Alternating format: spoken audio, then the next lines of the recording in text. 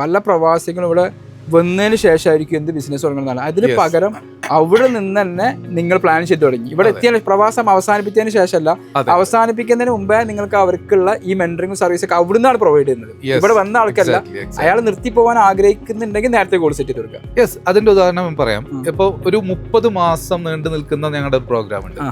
അപ്പൊ അതില് ശരിക്കും ആദ്യത്തെ ഒരു 6 മാസം ആകുമ്പോ തന്നെ ഏതാണ്ട് ഇയാൾ നാട്ടിൽ ചെയ്യാൻ പോകുന്ന ബിസിനസ് എന്താണെന്നുള്ളതിൽ ഒരു ക്ലാരിറ്റി ഉണ്ടാവും. മനസ്സിലായില്ലേ? അപ്പൊ അത് കഴിഞ്ഞിട്ട് ഈ ബാക്കിയുള്ള സമയം ഏകദേശം ഒരു 24 മാസം പിന്നെയും കിടക്കുന്നുണ്ട്. അതായത് 2 വർഷം.